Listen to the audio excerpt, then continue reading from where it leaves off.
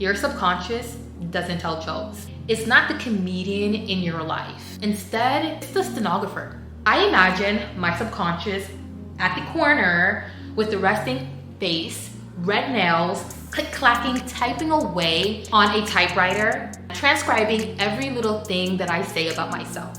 No fact-checking, no context, just straight recording transcription. If I say I'm a procrastinator, okay, you said it, so that must be who you are. If I say I'm slow or I'm not smart enough, my subconscious is like, you said it, I'm just writing it down. Whatever I would say about myself would just get locked in. I had to learn to tell myself, stop kidding yourself. Your self-talk has way more power than you think. Hey everyone, I'm Emanuela, the voice behind Journey With Me, the podcast where I unpack the raw, real, and sometimes chaotic process of self-discovery and growth, all in real time. Now today, I want to dive into a conversation about the power of self-talk and how I almost talked myself out of believing I was capable of succeeding on this particular journey. And spoiler alert, it all started when I didn't complete one task on my to-do list. And because I didn't complete that one task on my to-do list, suddenly my inner dialogue turned into a roasting session. All I could hear myself saying was, I'm not smart enough, I'm not strategic enough, and I don't have enough discipline. And I started to spiral really fast. Now I know I'm a work in progress, but I've noticed how not repeating my positive affirmations, even when I feel awkward, matters. For most of my life, I've joked about myself. I've made so many jokes about myself. I would say things like, I can't read, I'm a procrastinator, I'm slow. And while I laughed about it, deep down, it didn't feel good.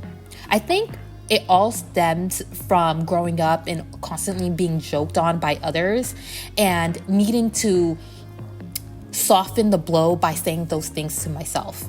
I know a lot of people say, you know what, we like people who can joke on themselves and they don't take things too seriously. However, growing up and getting to this age as an adult, I joked on myself a little too hard. And I honestly internalized it, and I believed the words that I was hearing about myself, and I believed the words I was saying to myself.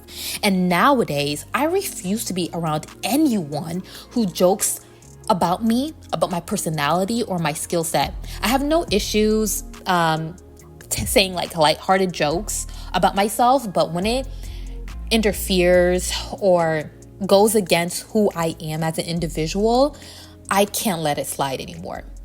I don't surround myself with individuals who say negative things about me. I don't want to be around individuals who say negative things about themselves. I just want to be around individuals who uplifts one another. And if they say anything about you, it's only to hold you accountable. If someone says, Emanuela, you're not being focused right now, and they can really give me factual things that show me that I haven't been sticking to my guns, then yes, I think that is different, especially if they're giving you advice on how to improve. But just being around somebody who's going to call you things that are nasty, I'm sorry, you can't even be around me. I will not communicate with you. You don't have an opportunity to speak with me. That is where I am in my journey. And before that, I would be around someone who used to just say things like, you're such a weirdo, or, things that were just not nice that I did not like about myself.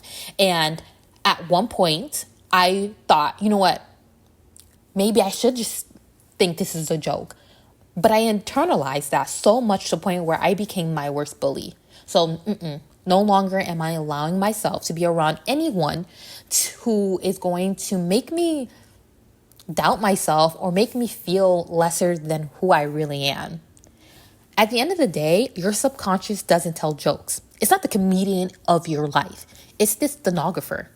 I like to picture my subconscious as a beautiful woman sitting at the corner with a resting face and red nails, typing away on a typewriter, click-clacking every single word I say about myself. No fact checking, no context, just straight to the recording transcription. If I say I'm a procrastinator, guess what? She's writing it. She doesn't care if it's true or not. So if I'm a procrastinator, it is what it is. Whatever I said about myself just got locked in. No questions asked. It made me realize that I had to stop kidding myself. Your self-talk holds way more power than you think. So this weekend, like I mentioned, I went through a spiral, and I just want to keep it real with you guys. This weekend was rough. I spent most of my time between my bed and the shower than I'd care to admit. And at least I smelled good while feeling defeated, right? But as I sat there wallowing, feeling bad about what was going on and not completing that one task, I started to notice the words I was using about myself. I caught myself saying things like, I'm not good enough. And then thought, whoa, hold on. Why are you saying that? Why are you saying that about yourself? Why are you being so hard on yourself? So I tried flipping the script. I started to say instead, I'm building discipline. I'm working on my habits. Change takes time. And at first, it felt strange because I didn't necessarily believe it, but I felt better saying those words than saying I'm not good enough.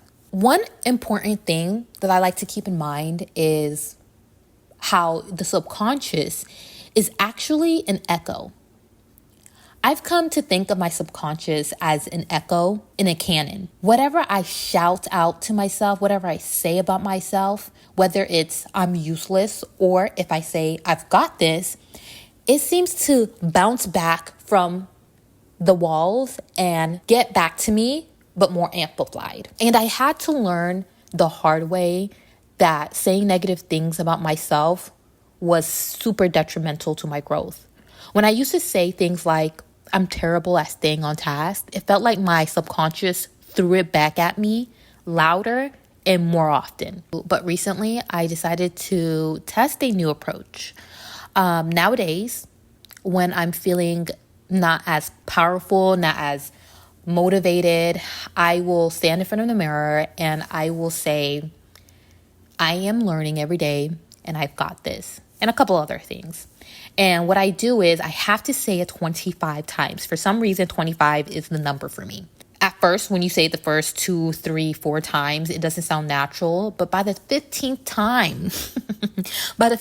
time, I've said it, I start having like a little pep to my step. And I have a little bit more sassiness in my voice. And by the time it gets to number 25, guys, by the time I say these words to myself, I am learning every day. I've got this. I'm powerful. Woo! I start feeling like I'm at church. It sounds like I'm putting in more power in myself. And then what I like to do is I like to play Beyonce Alien Superstar because I don't know what it is about that song, but it gives me all this energy. And then I'm adding words to my positive affirmations. I'm telling myself I'm one of one. I'm the only one. And yes, maybe it sounds delusional, maybe. But is it healthy?